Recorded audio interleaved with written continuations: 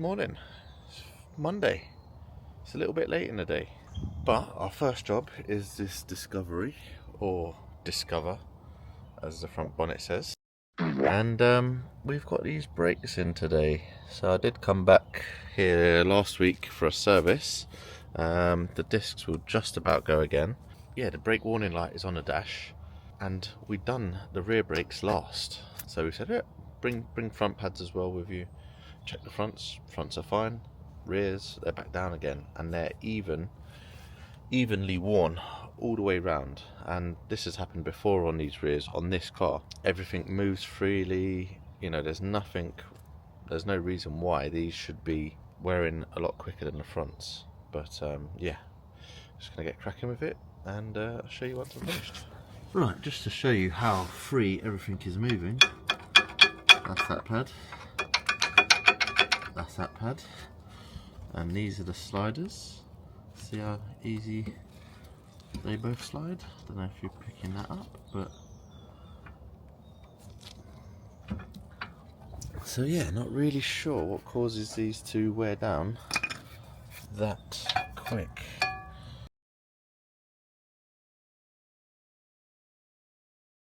Right, next up we've got this Nissan X-Trail, and there was meant to be a battery light on this dash, and the alternator at the minute is reading just fine. Now the AA come out for this, and apparently it was reading 11 volts, but it's working now. Obviously a bit of an intermittent fault with the alternator, so I've got everything loaded up to see if that drops out at all. Right, I'm on my next job and find myself in a bit of a predicament. I'll explain about the last job in a minute. But this is a Evoque, I think, that was here last week. So we've got a new DPF pressure sensor to go on, but also the new DPF pressure sensor comes with new pipes, modified pipes. Now to get this pipe on, you've got to take the old one off, and the old one has just stripped the threads. So I'm just trying to repair that now, but it's not looking too successful. It's not looking good, bruv. I've tried heating it up, as you can see, but it's still pulled the threads with it. Ah dear, not a good day. Not a good day. I'll show you some more if I get it repaired or not. Right, so that first job, I was due to go there for an alternator, which the AA diagnosed, and the customer himself, he's an old boy, he used to be a mechanic, he saw the reading on the multimeter saying 11 volts, so that's what I went there to do. But when I got there and started it up, it was charging at 14.3 whatever. Couldn't get it to go down. Had it loaded up, left it running for ages, revved it, nothing. So he said, oh, the fan's always on, like the interior blower motor, can you have a look at that instead? So yeah, I did, and basically there is a wiring fault somewhere. There's a short circuit somewhere, and it's always powered up basically with the ignition on. So I said I'll go back next week for a more in-depth look at it, a bit more in-depth diag than I had time for today. This old pipe that was on the Evoque there, or Discovery, don't know if you'll be able to pick this up on the camera, but the threads in there, if I get out of shot, basically the threads in there are absolutely knackered, and I need a different size die basically to rethread it. There's like 3 or 4 threads that are just about okay, so if I can just get it started, we should be okay. But failing that, I mean, you wouldn't want to put a whole new exhaust system on just for that, but it'd have to go off to an exhaust company to cut and weld a correct fitting on, because, so you can see this end is also flared, so you'd need a correct fitting to go on there, which I'm not able to do. So yeah, and that's it for the day. I'm back home, and we'll see you tomorrow. Good morning everyone, it's Tuesday, Again, a little bit of a late start. This week I've just run out of motivation. So everything's just a bit slow to get up in the morning, slow to get out to work, slow to book people in. Yeah, I've just been doing a bit of running around today. But we are back on this Citroen C4 Picasso from last week, where we had a used ball joint straight off out of the box. As you can see, the threads are just knackered. So I think I looked at it from this angle. Thought, yeah, that looks all good. I tested out the boot or the joint, and that felt fine. So I was like, yeah, I'll fit that. We're screwing this one on, and it was just, I wasn't really paying attention. It was just turning and turning and turning, and I thought, that's not going down. Looked at the thread on the inside, and yeah, it's all chewed up. So someone had that previously, but now we've got a fresh new one. All the threads are okay. Right, you join me underneath the next job at the same address, this little Polo. And we've got a bit of wetness around this sump. Now, I was only here not long ago replacing this sump because the old one was all rusted and it was just weeping out of the actual metal. Now, I did think this might need a sump reseal, but it's very wet around the actual sump plug. So I don't know if that's just failed. It's a little bit wet up here, so I'm going to have a look. I'm going to take this cover off. But the rest of it seems quite dry, to be honest. It actually seems quite dry all around here. Right, it is the sump, you can just see it there. There we go. Well, it's a good job I like to double check things, because I thought, okay, let me clean this up, let me see where it's coming from. And obviously, as you saw, it looks like it's coming from the sump. But then when you come above, and you can just see the oil on top. And that is coming from the crank seal, so not the sump. And to be honest, I did think to myself, I knew when I put this sump on, I cleaned everything lovely, and I put a good bead of sealant around it. So I was a bit surprised. I thought the sealant might have failed, but no, it's the crankshaft seal. So I'll come back another day for one of them. Right, so we are up the unit now. We've got this little Vauxhall Corsa. And just wait until you hear this noise.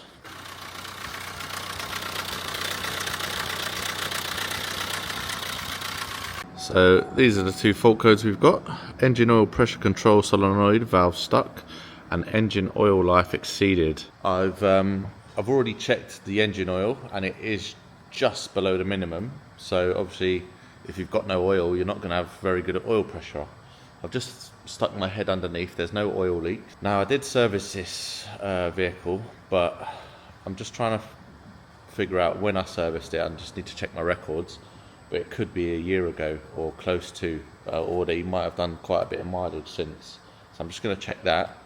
I'm going to put some oil in it and see, but that chain sounds absolutely dreadful, really bad. Hopefully there's no lasting damage done. Right, I've just put some generic C3 530 oil in. Let's see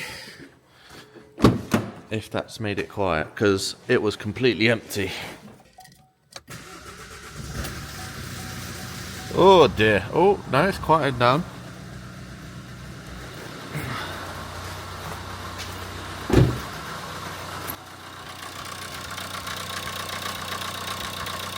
It's a bit more quiet. That chain is still rattling.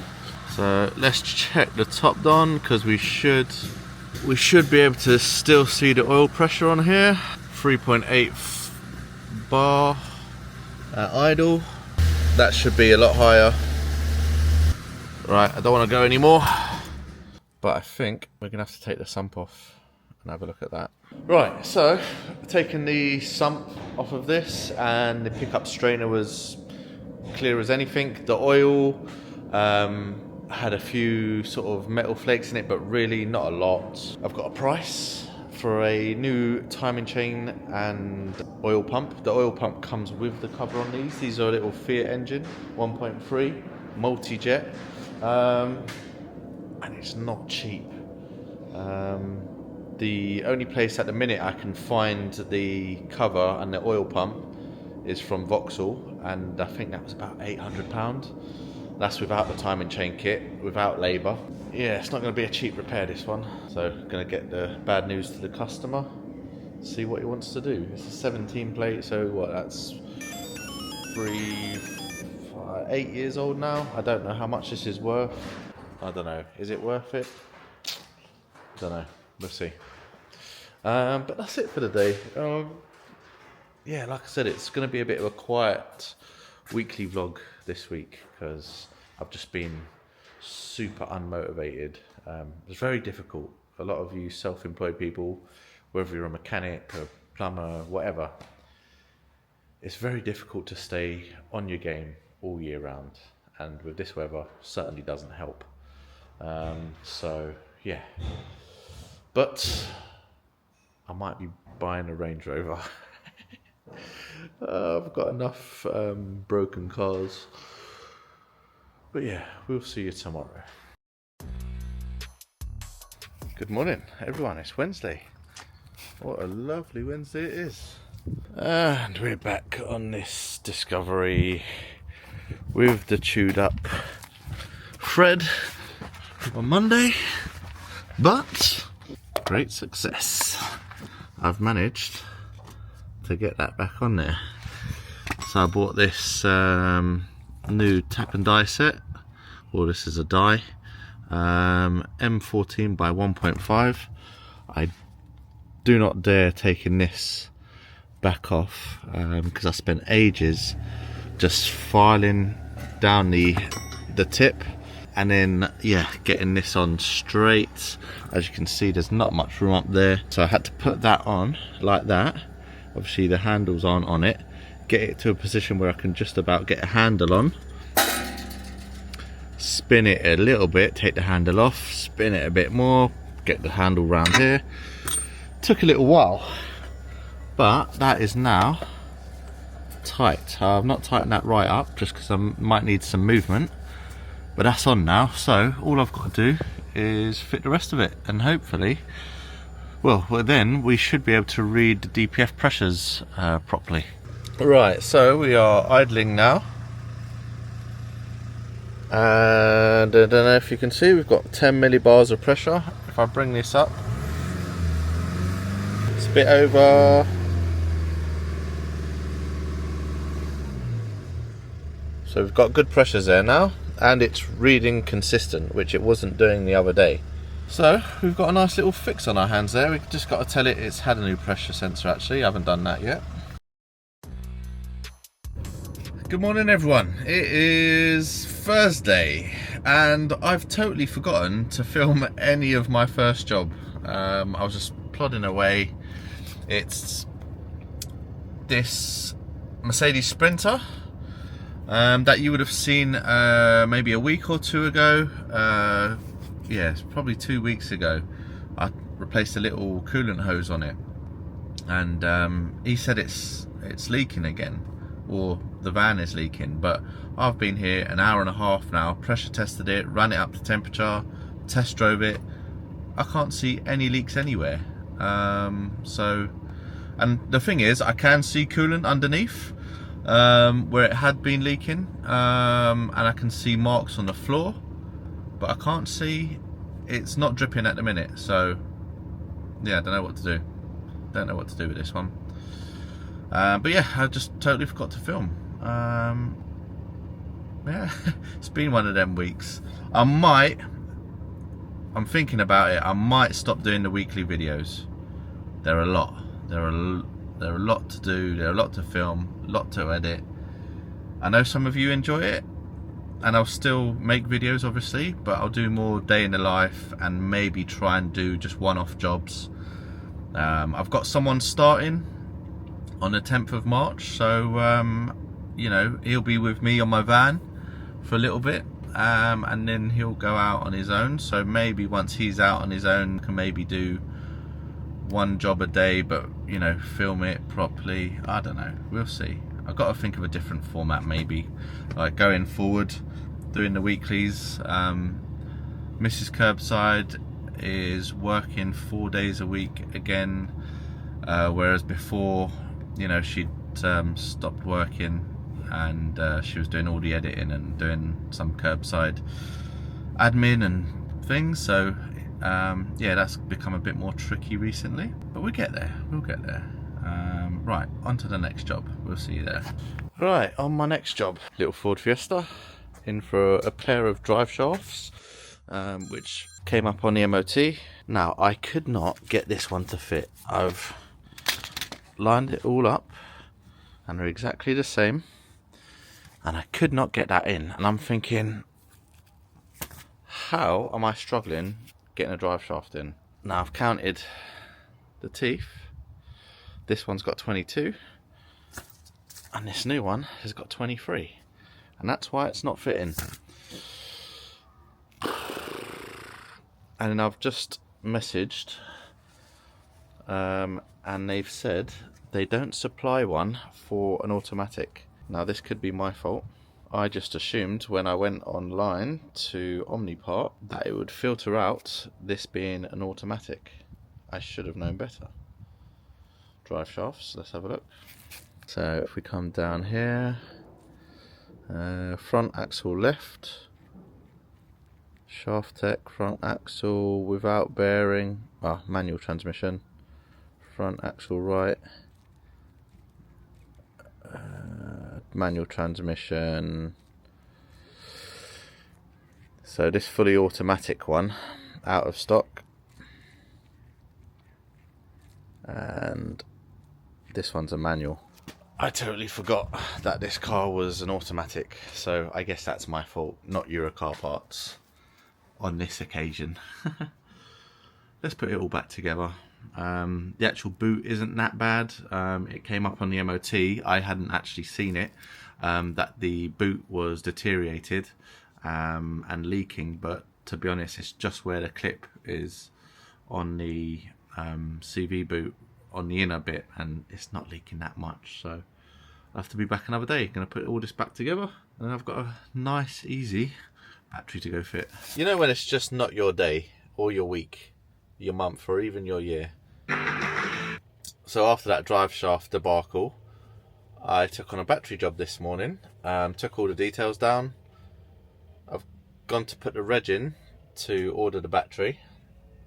Nothing is coming up with that reg, so I was like, right, must have the wrong reg. And then I thought, right, I'll just give the mobile number she passed on. It's her husband's number. Rang that, wrong number. So I thought, right, I'm only 5 minutes from this place, I'll go up there. And it's a house name and not a number. I've got the name as Waterfalls. Now, I've gone down this road, and it's about a mile long, and all the houses are absolutely gigantic. And you've got people behind you. I'm trying to slow down, look at these house names. I can't find this waterfall place anywhere. I've been up and down. So I've rung the house line a few times, going up there beforehand. I said, give it one last go. Give it a go. He answers. So I said, oh, look, reg ain't coming up. Can you get me the chassis number? He says, oh, it's a Porsche. So he goes, I can't get the bonnet open. I said, no, it'll be down on the windscreen, give me that. He's gone there, give me the chassis number. That doesn't come up. Wow, this is weird. I said, where are you, mate? I can't find your house name. What's it called? He said, Woodland. Not Waterfalls. Woodland. Or something like that, anyway. Or Woodhalls. That was it, Woodhalls. So Waterfalls, Woodhalls, yeah, I don't know. He said his wife's probably had a couple of gin and tonics. So I've got the battery and I'm going to head back up there. I probably won't film because, like I said, it's an absolutely gigantic place and he probably won't want me filming. So, and that'd be it for the day. So, I would say great success, but it's not been. Anyway, see you tomorrow, see you later, I don't know when. It's Friday and we've got this VW Sharan in for a full service and a few other faults. Mirror has come off. It looks like it's just stuck on here and it's fallen off, so I don't know if we can do anything with that. We have got an AdBlue light here The customer has said there's a fault. I need to just ring him just to double check he has put AdBlue in this, because we've got no AdBlue faults here. So yeah, not quite sure what's going on with that. And then we've also got a full service on this. The service light is on, and it looks actually quite bright on camera, but let me assure you, it really is not, and it's very grey. You can just see the rain starting to fall. Yeah, just running the car up, getting it up to temperature. We'll get it up in the air, and yeah, go from there.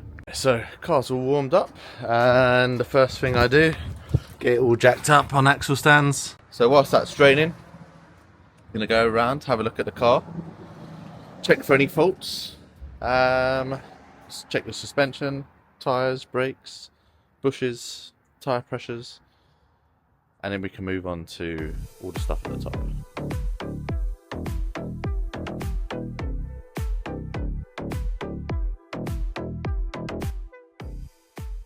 So I've already been round, and I've got the pressures from the petrol cap. Turn it on. Currently it's set to PSI, but I want that to change to bar. So you press and hold this button down here, set it to bar.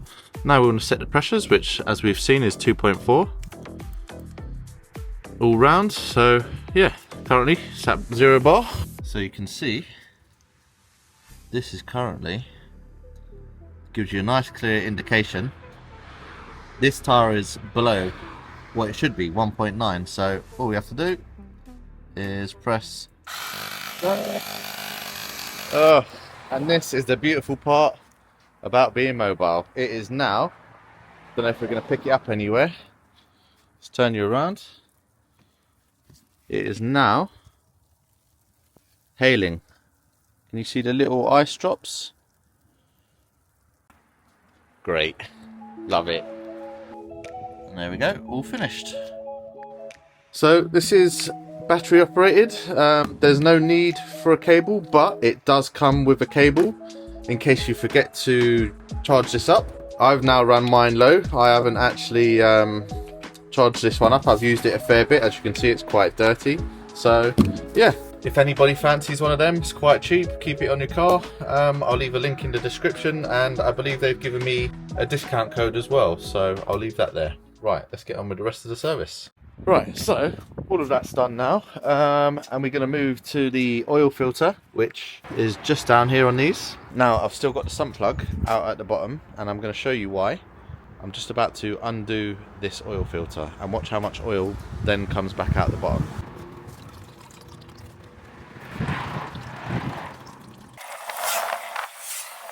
Right, that's the new filter on. Don't worry about the grubby marks on the top. There's plenty of old oil still in that engine, so a couple of little marks on that filter ain't going to make a difference. Make sure you place the O-rings on here. I know there's some lazy buggers out there that don't. Right guys, you have to be very, very quiet. Whilst we were doing the service, found a little mouse. He's just asleep. So, got to be very quiet. And I'll just put that engine cover on. Don't want to wake him up now. Next up, the air filter, and while this one really isn't too bad, you know, you compare it to the two, it's starting to get dirty. You can just see all of that build up of dirt, and that'll be in every single vein, if you want to call it. So let's get this new one on. Right, panic over. It's correct. The new one is in there. Just held down by a load of these screws, and then you've just got to be careful. Oh, that didn't sound good. Yeah, and then just take this off, and fuel normally goes everywhere, so just put a bit of towel around. So I'm gonna get that on, button down. Then we've just got a pollen filter to do next. Obviously put some oil in. The customer I've been in contact, he said the AdBlue was running very low. He's put 5 litres in, and I think that's not going to be enough to turn that trigger warning off. So I'm going to get him to put some more in, because I think these take about 16, 17 litres maybe, the tank. So yeah, we'll try that first, because there's no fault codes. Yeah, pressure's okay, everything's looking alright, so got to start somewhere. Right, 4.3 litres of the good stuff. Let's get that down its neck.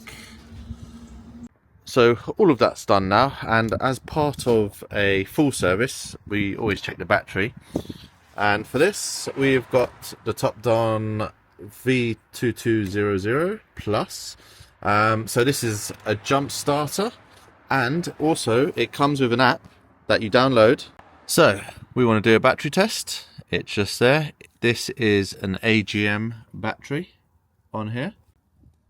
So this is an AGM flat plate, and we want the measurements off of it, which is a 680 EN.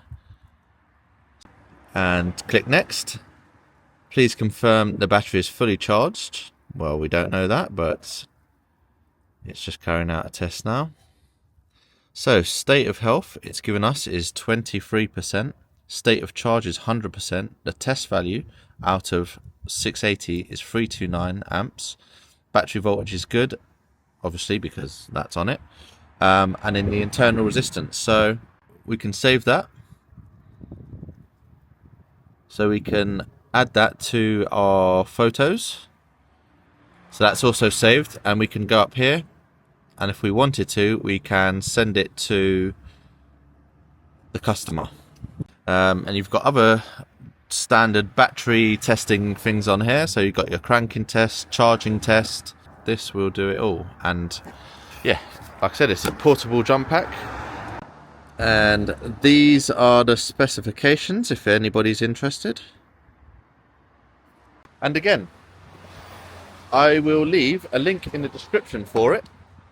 Very handy tool, again, just to keep on the car, because you never know when you're going to need a jump start. You could go out in a car, leave the lights on, leave an interior light on, stuck in the middle of nowhere, and you'll be glad you've got one of these on your van, so on your car or your van. You might be driving a van, who knows, but this will jump start it all. Right, should we see how dirty this pollen filter is? And luckily these ain't too bad to get to, and these VWs just down here. Oh, look at that, that is not bad. And to be honest, we do change this every year on his service, so looking clean, looking good. Let's get that replaced. Right, and just to finish off, we've got inside this lovely little bag, actually we're running out. Every job gets the curbside air freshener. Well, we can't stick it on the rear view mirror, so we'll just stick it down there. I've had a look at the mirror, and there's not going to be anything I've got that will keep that glued to the windscreen. So usually, as far as I know, that's a new windscreen, because the boss that the mirror slides onto is, yeah, held on with some very sticky glue of some sort. Right, so that's a nice easy first job out the way. So all of these sort of jobs is us mechanics, mobile mechanics, garages, that's our bread and butter. They're very boring, but you know, it keeps you ticking over. On one hand, I'd like to do them all day because they're just easy, you make simple money, but they're boring. They are so boring. We've got a bit of a quieter day today because I'm waiting on a fan resistor for a Transit Custom that I did a wet belt on 2 weeks ago or so, and that still hasn't come in. It's a special order and it was meant to be in today, but it's not in today, which isn't a bad thing because yeah, it's quite busy today. I've got some diagnosis on a misfire on a 1 Series to go do now, so we're gonna go grab some lunch and go do that. We've also got to pick up some parts for a little project I've picked up, another one. So yeah, we'll see you there. Right, we've got this BMW 116 for a misfire. We've just got the computer on, we're going to get that started now. Right, so these are the faults we've got in here. This is the engine control unit, poor road surface detection, oxygen sensor aging period, No road speed signal, software error, Vanos exhaust and intake, knock sensor, alternator, wheel speed sensor rear right, fuel level sensor left on right. Now he said he broke down, he managed to get it off the dual carriageway, and then the AA or RAC said it sounded like it was misfiring on one cylinder, and sometimes it starts, sometimes it doesn't. So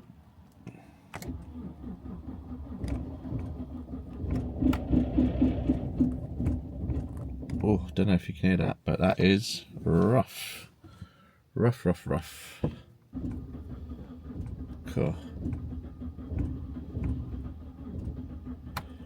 Okay, that isn't starting.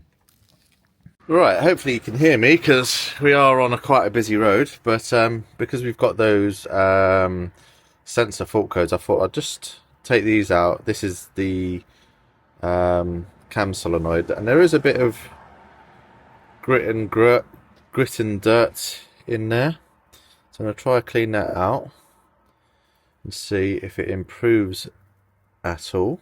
But yeah, there is some crap in there.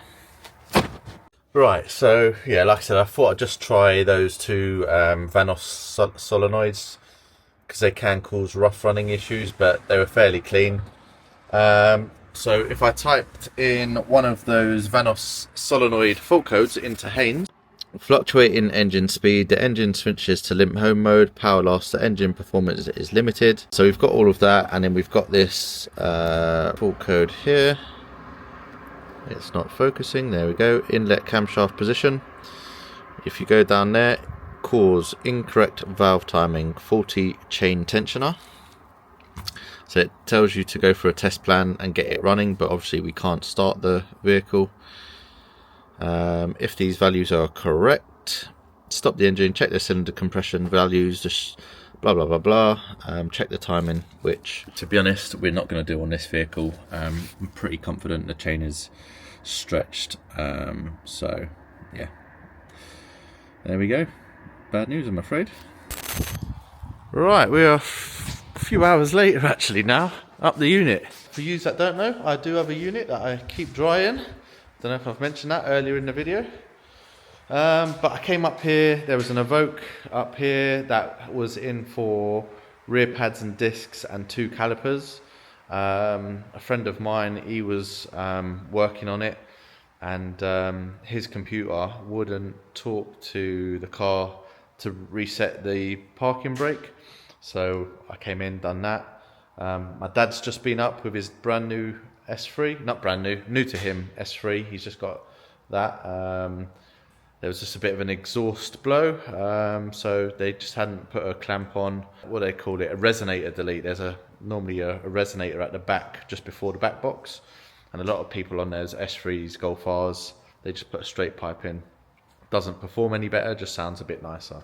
There was just a clamp missing, so put that on, nothing special.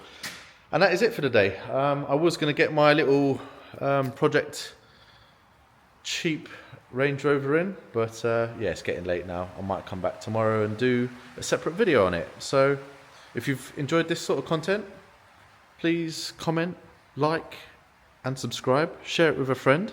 You never know, someone else might like this sort of content and you're introducing them. And that'll be it for the week. Thanks for watching. See you in the next one.